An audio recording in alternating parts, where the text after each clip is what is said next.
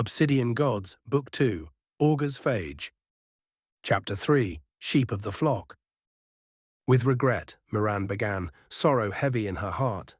She stood alone atop a podium in the dream's main street central thoroughfare as her voice carried through loudspeakers, "I welcome you to remember those who have fallen." A week had passed since what was left of her flock had hastily left the Augurs Phage system. Of the nearly 200 ships that had first jumped into the system ahead of the summit, 50 had been destroyed. Those ships that had remained intact but were unable to flee on their own following their engagements with the enemy had been scuttled and their crews collected. The battle had been quick and fruitless, and for their many sacrifices the planet had been lost. Before her sat a sea of saddened faces, here to listen to her address the flock. Folding chairs lined the street, each cradling the weight of weary bodies, with many more padding the shopfront walls in columns stretching off into the distance. Each here for their own closure, as if it would make the events of the last week somehow all right. It is the burden of a matriarch to care for her flock and to fight to ensure their prosperity, she continued, and it is in this that I have failed you. We have suffered and seen others suffer, bled as our friends and family have bled. So many of us have perished, and for what? Where does this leave us when all we have is family to outwit the black? Friends, I don't pray to have the answers that you seek. We have lost many, and for that we are stained. What I do know is that their sacrifice, however listless it may seem, has afforded us one thing: to be able to continue, to live on. They have given us a gift to carry on in their stead, to remember them to the utmost, and to never forget why we must remain vigilant. For now I speak not of war, peace, or anything in between. For now I only mourn and ask that you join me. Today we honor and weep for those countless lives lost on Vozaris and on Augurs Phage these weeks past. May the stars remember your sacrifice, as we all surely will. Hail! The crowd roared as they stood from their chairs and remained standing. To those I knew personally, Sergeant Melissa Welle, Stanley Dominado, Lieutenant Kaylin Bullman, Lieutenant Olajide Ogunye, General Antoine Girard, Matriarch Brenna Lath, to the teammates of the Alders and our other minor league teams, and to those I did not have the joy of knowing. May you know peace everlasting. Hail! The crowd rang out again. To Sergeant Borlin Ha, without whose advance notice I fear we would be in a far worse state. May you be remembered as hero and brother to all. Miran paused in her speech and looked out to the front row. Lawson, now weeping, was being comforted by Risa Nesanui as she gripped his hand tightly. Over Lawson's shoulder, Miran could see a young man standing, who she knew as Lieutenant Padalan Ogunye, Olajide's nephew, his fist raised to the ceiling in salute with the rest of the crowd. Next to Lawson, an empty seat bore a solitary naval cap, acting as a placeholder to Soren, who, as of now, lay unconscious in the medical bay. Next to Soren's empty seat stood a pensive Tolly Ignacio, her cuts and bruises barely healed from when Miran first rescued her. Dressed in a standard-issue naval jacket, she sat rigid in her seat as if stacked there brick by fragile brick. To Tolly's right, another woman stood, her thick, rusty hair braided and tucked into an elegant custom naval cap and looking increasingly uncomfortable. The woman who, just a few years Miran's junior, was Idle Flock's matriarch, Jen Kerrigan. To Matriarch Kerrigan's right sat Umar Hari, matriarch, or in this case patriarch, to the Gannon system, on the fringes of which the Dream and the remainder of the Cattlehart flock now drifted. Patriarch Hari and Matriarch Kerrigan both bore the same sullen expression of the rest, lining the streets. Though a little disconnected, having been of the few present to have not personally witnessed the events of Augurs Phage, a tragedy to which Miran supposed was unmistakably hard to relate. Miran took a deep breath, remembered herself, and continued. And finally, we remember those brave souls whose sacrifice dealt a deadly blow to our enemy, providing us a window of escape. To the unwavering Captain Ronald Felder, to the noble crew of the Hammerfist, and to the brave crews of those ships that accompanied them. May the herd and all humanity know of your bravery for generations to come. Let no foe ground us. Hail! The crowd bellowed 3 times before retaking their seats. Finishing her speech, Miran called close family of several of the fallen up to the podium. Podalan Ogunye, Stanley Dominado's daughter Velinie Dominado, Sergeant Bullman's mother Arin, and Lawson Ha. For Welai, who had no close family to speak of, a stand-in service bot followed the train of people as was common practice. Miran walked from person to person, presenting them each with a circular platinum medal. Each of the medals was inlaid with golden filament to show a winged auroch with black diamond horns, distinguishing the Order of the Flock, the highest military honor. After a final round of applause, they returned to their seats, and slowly the crowd dispersed. Many of the attendees bled out into the shop fronts and down the branching corridors. Miran sighed. She had not only lost thousands, but she had been robbed of anyone close to her to lay out her anguish with. Everyone that was, except Tolly. Tolly was still seated, her eyes pointed at the floor. Miran waited until the other matriarchs had wandered off. She had little taste for politics just now, and walked over to her. She picked up the naval cap and dropped into Soren's empty seat. "That was a beautiful ceremony," Tolly said, not removing her eyes from the floor. "You okay, kid?" Miran asked. "I will be. I think," said Tolly, "I just don't know where to go from here." Miran thought for a moment. "You keep on moving, and just hope you know where you're going." Tolly sighed. "I mean to say, I don't know where I'll go once I get up from this seat. My whole life has ended as I knew it. There's nothing ahead of me." "Tolly, can I call you Tolly?" Miran asked, and Tolly nodded. "You are a captain, are you not?" "A captain for a day, sure. My uncle gave me the title, and on a fire crawler no less, not on a ship in the flock. I wouldn't know where to begin." "It astonishes me," Miran admitted, "that we send souls out into those fiery wilds to do some light farming." Tolly slowly nodded in passive agreement. "You're a captain, Tolly. Your title proves it, as far as the rest of the herd is concerned," Miran affirmed. "Feels as if I'm a little unqualified," said Tolly. "Sure, you do lack experience, but that will come with time granted you have some connections," said Miran. "And you happen to know someone fairly high in the pecking order personally." Tolly broke her staring match with the decking to turn to her. "You'd vouch for me?" "If I've seen anything about you, it's how resilient you are in the face of tragedy. That is a hard-learned and oft-overlooked trait. The rest will come with time. And for a posting, I doubt any ship would take me as their captain." "Points for being partially right. You have an advantage here, Tolly. You have the rank. Gaining the training will be hard, sure, but from what I've seen, I think you can handle it." Tolly shifted in her seat, which Miran took as her remaining unconvinced. Around them, deck staff were beginning to fold and stack the chairs as the shops reopened. "Let's come at this another way," Miran said. "If you had to choose, captaining aside, what would you study?" "I had been on a career path to becoming a medical engineer a while back. I sometimes wish I had seen that through," Tolly admitted. Miran leaned in, raising her eyebrows until Tolly got the point. "But the academy, all of Bordeaux, was destroyed." "Chin up," said Miran. "That isn't the only place to study medicine. Let me make some calls. I'm sure we can come up with something." As Miran stood, a deckhand came by and snatched up her chair. Before Miran had time to react, Tolly hopped to her feet and wrapped her arms around Miran. Miran returned the embrace, squeezing tightly. "It'll be okay," she said to Tolly. "We'll figure it out together." They stood holding each other for a while. Until now, Miran hadn't known just how much she needed it. "I've got something to look into," Miran said, holding Tolly at arm's length. "You'll be okay for now."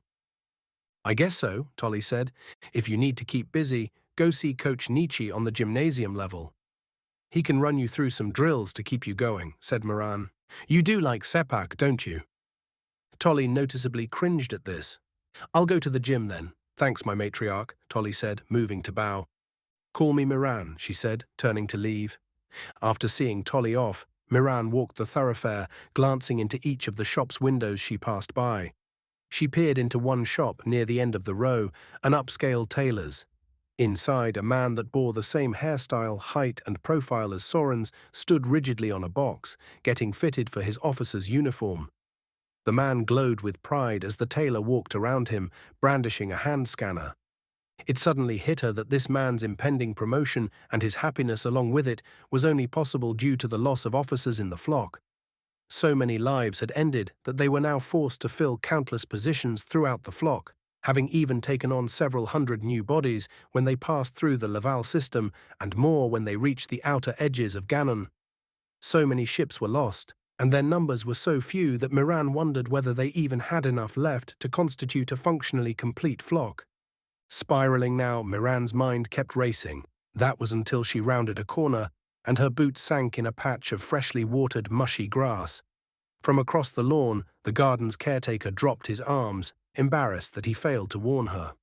Miran waved an arm, dissolving his concerns as she kicked off her boots and walked across the grass towards the ship's tree. The red oak's boughs reached towards the ceiling, steadfast and firm. It was as if the events of the past few weeks had had no effect on it, a characteristic Miran now found herself in deep envy of. She ran her hand through the leaves above her head. Waving as they did in the artificial wind, Miran followed them with her fingers, plucking a leaf free. Soft and supple, she tore a section away and watched as it fell, weaving itself into the blades of grass. Picking up her boots, Miran let out a sigh. Time to go. Walking into the medical ward, Miran found an unfamiliar nurse tending Soren. Checking the readings on his bedside wall screen, the woman overlooked Miran as she walked in. Miran chose a seat opposite the wall screen and sat, making her presence known. "Oh gods," the nurse said, "make an old woman jump, why don't you?" Miran knew the woman couldn't be any older than her and raised an eyebrow. "I didn't mean to," Miran started. "Of course you didn't," the woman interrupted. "The fault is mine, Matriarch, for being so absorbed.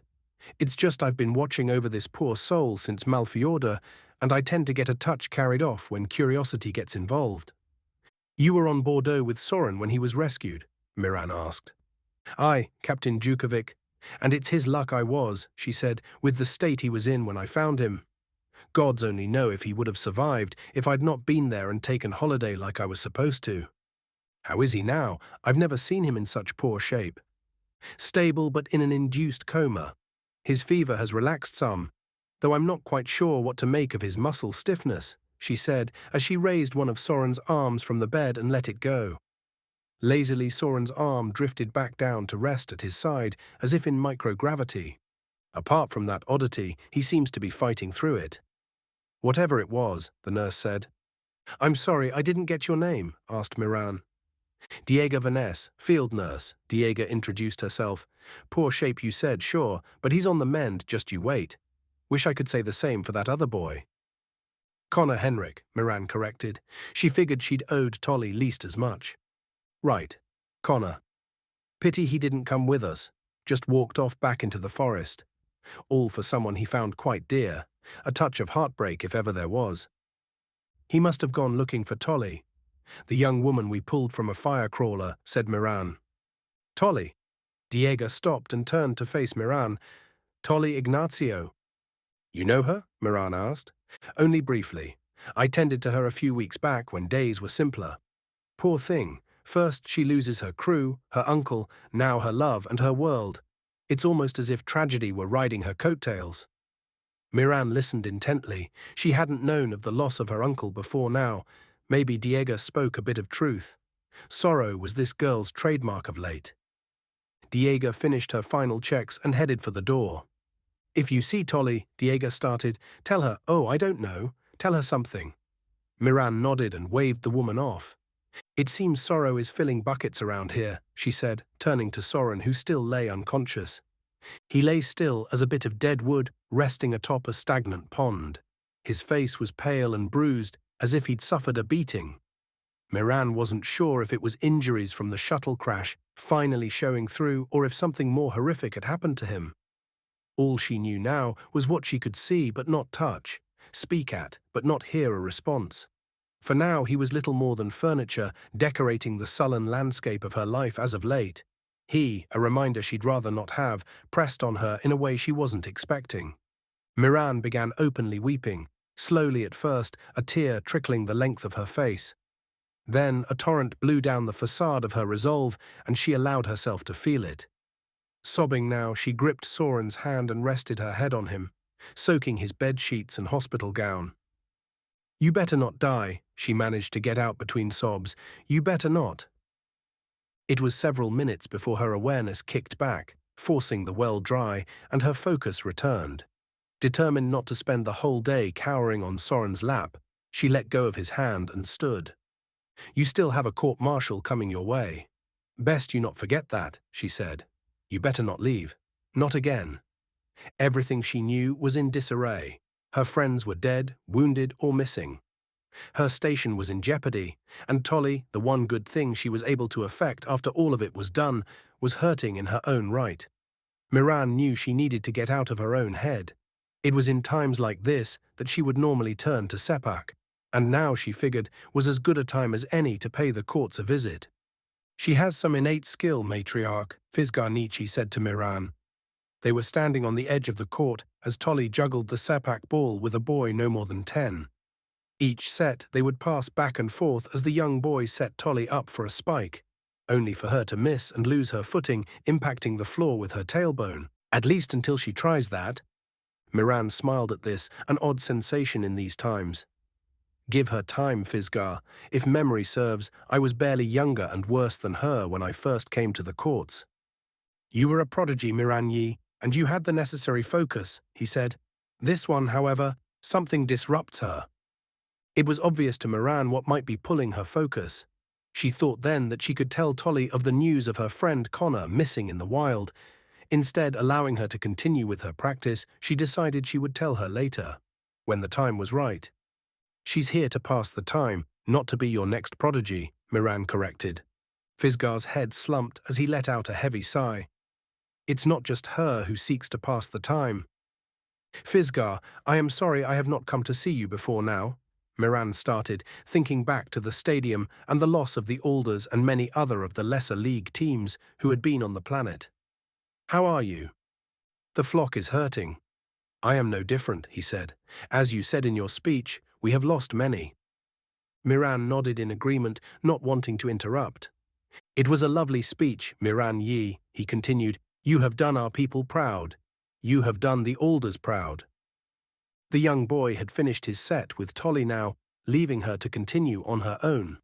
Tolly looked over at Miran, only now noticing her presence. Miran gestured for her to continue, and she took the ball over to the gymnasium wall to continue juggling on her own. The familiar reverberations of the sepak hitting the wooden boards of the wall brought memories of calmer times to Miran as she listened. After several minutes of juggling, Tolly lobbed the sepak high and, twisting and contorting in the air, the top of her foot made contact with the ball, slamming it into the wall in a perfect spike. The echoing crack rang throughout the cavernous room like a gunshot. "See," said Miran. "Color me surprised," Phasgar admitted. "Perhaps I'm a bit out of touch." "You're just a little shaken, same as the rest of us," Miran assured. "It's more than that, I think," he said, "and I think my time has come to resign." Miran stopped watching Tolly and turned to him. The man had been training sepak players for the better part of 5 decades, through good seasons and bad. "You're certain?" Miran asked. "I think it's for the best," he said. "The thought of training a new crop of souls. I'm just too old.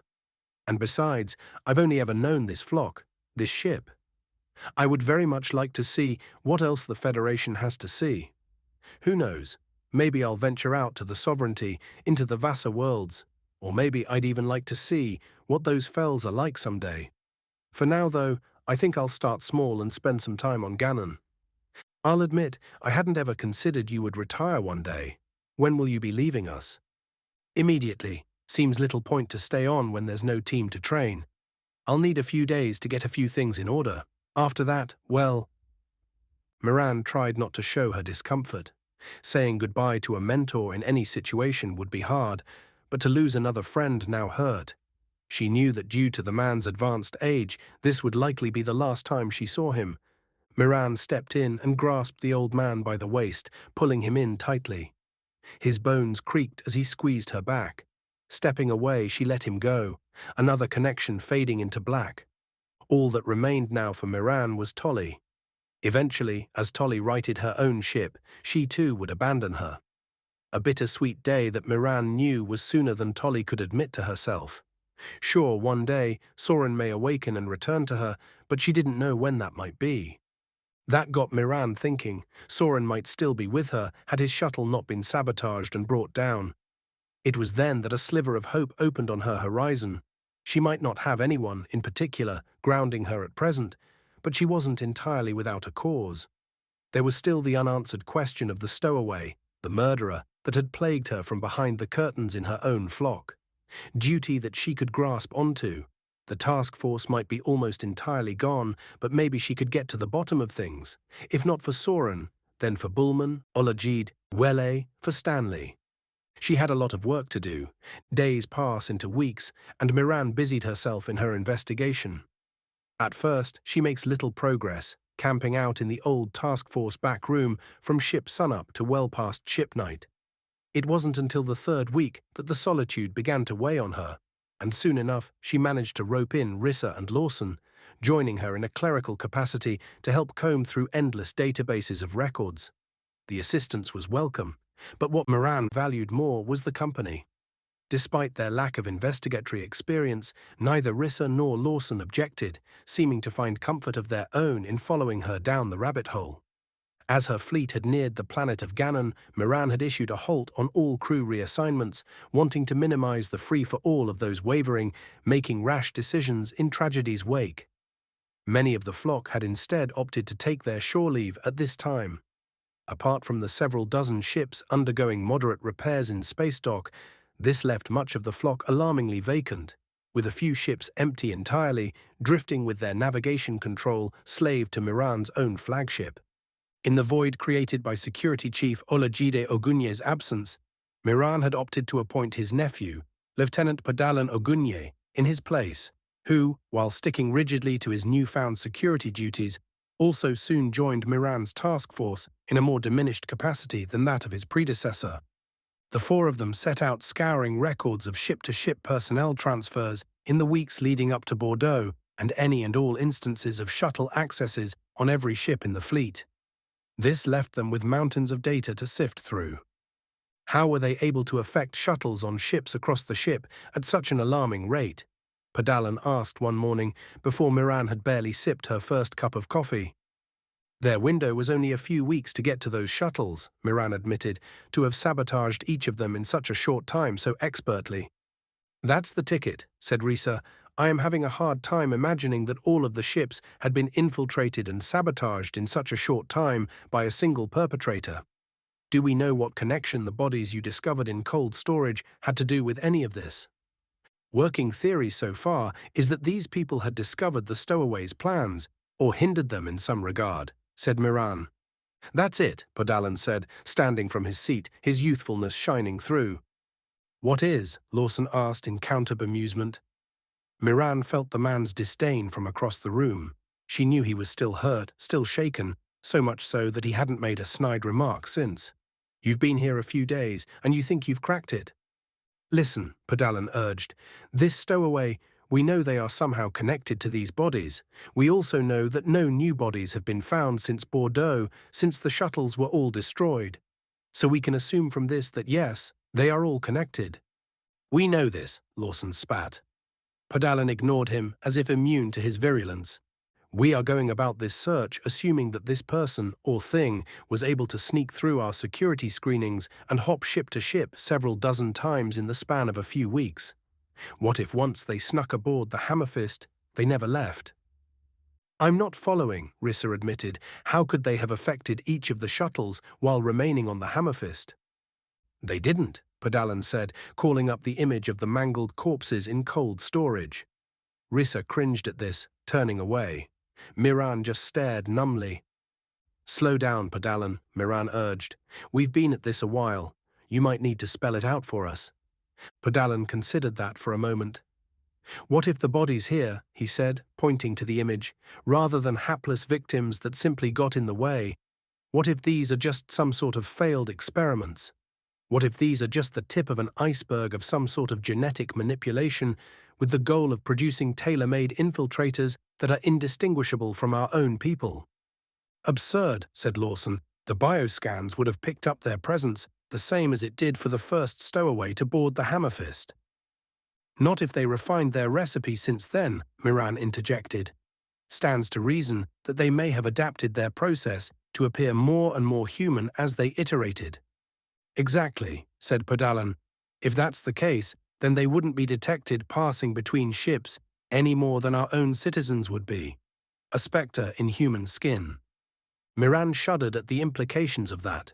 She had thought that the carnage in cold storage and later the shuttle's destruction had been the worst part of the stowaways' plan rather than a nuanced outcome.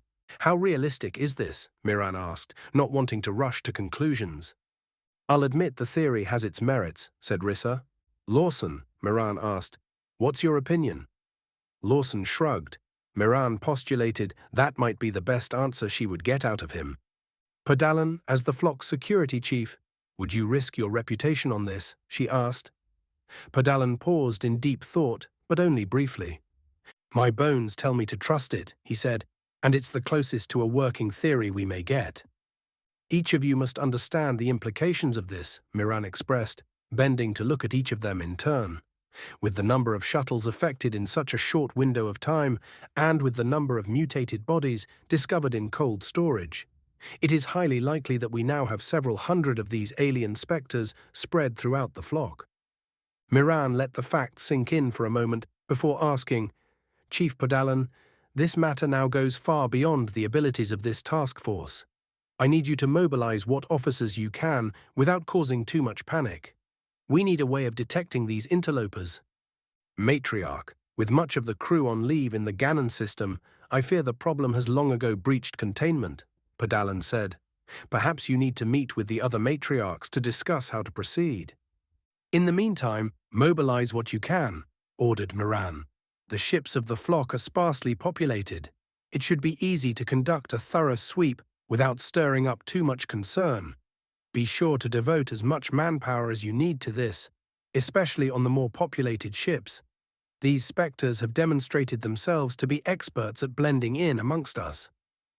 Miran sent the chief on his way with a salute, having little envy for the task laid out before him. Before her, she knew there were several dozen decisions as to the future of the flock, so she had enough on her plate.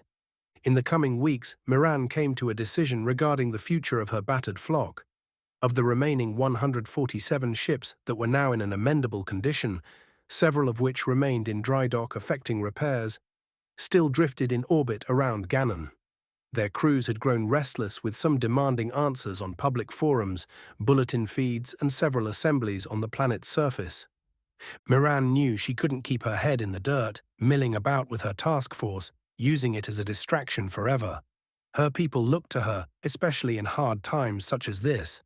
She knew they needed closure, or at least some vehicle with which to move on. It was time to let them go. She had had Rissa, her new de facto assistant, set up a meeting with the leader of the idol flock, who had returned to the system at Miran's request.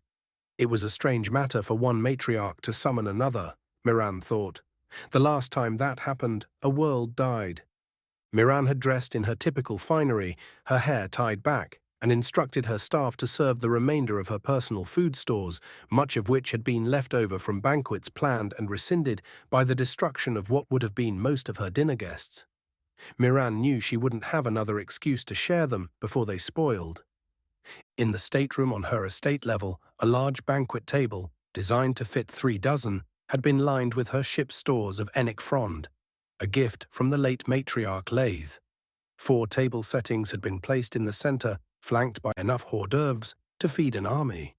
Lawson Ha and Rissa Nesanui were already seated across from each other when Miran arrived, already a half bottle of wine missing.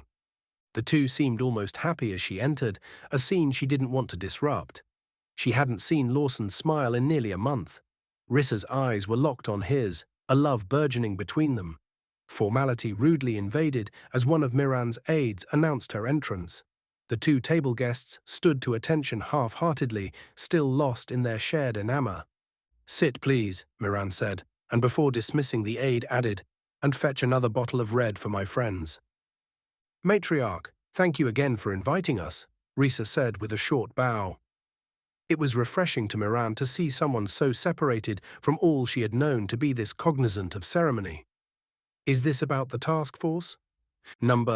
It's nothing like that, Miran said.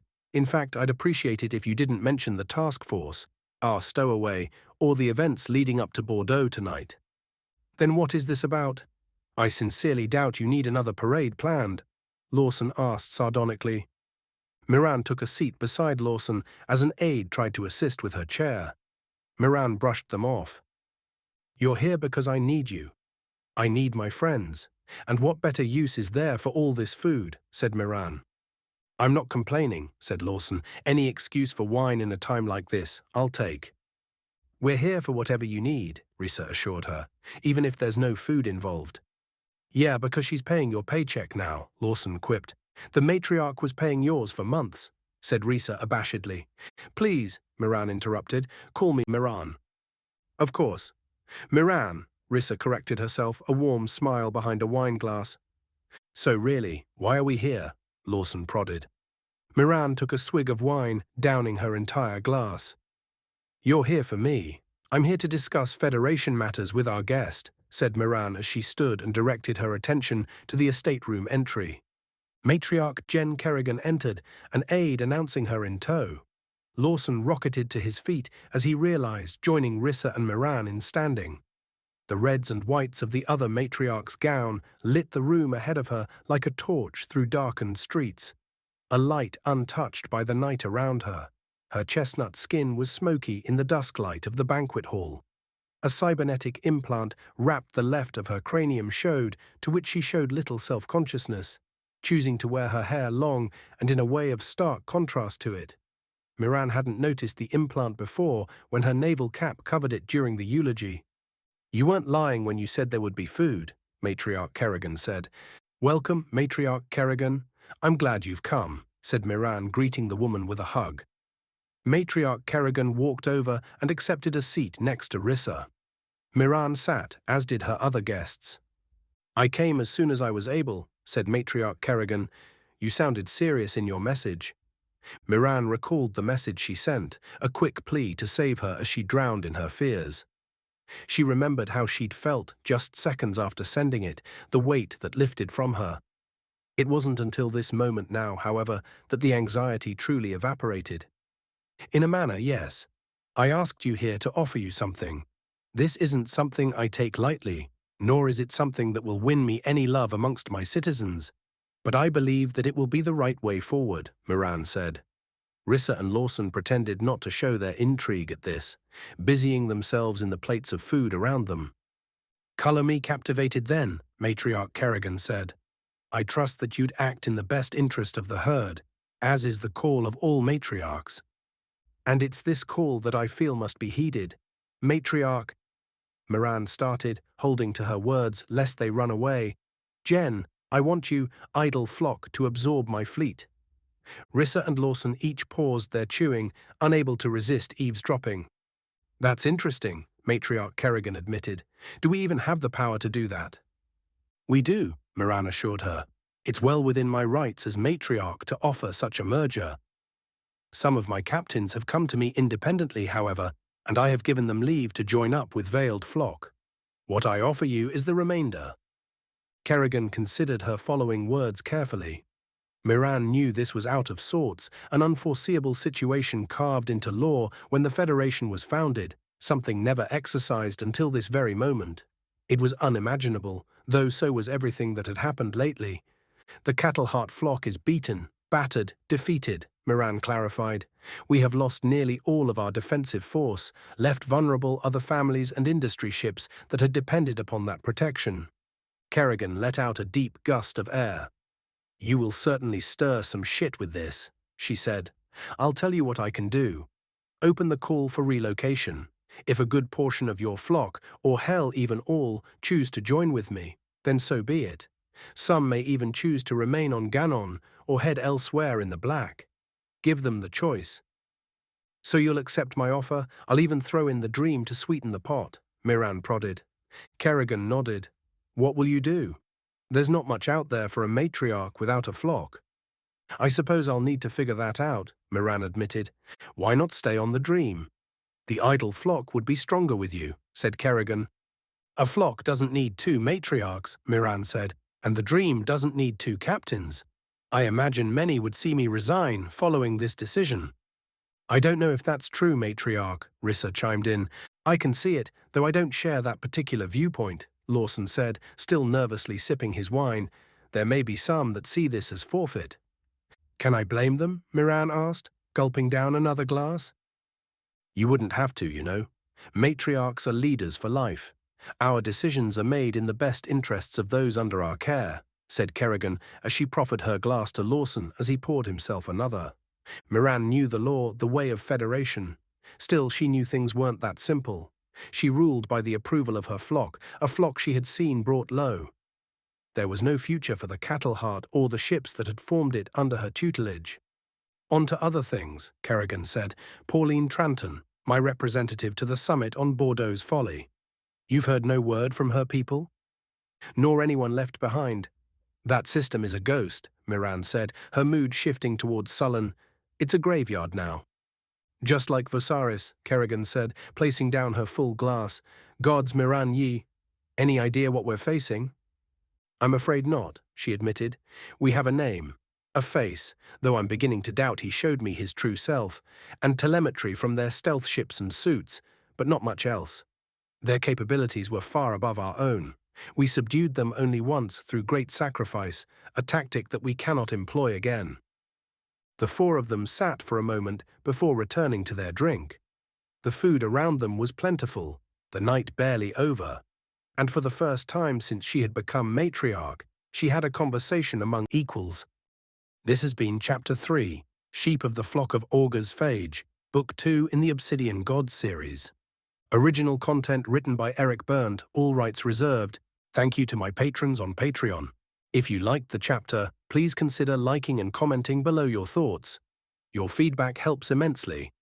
If you would like to read ahead and not wait for the next video, all of my chapters are available free of charge on my Patreon. Patrons also get access to an audiobook file of Book 1 and other exclusive benefits. Thank you for listening.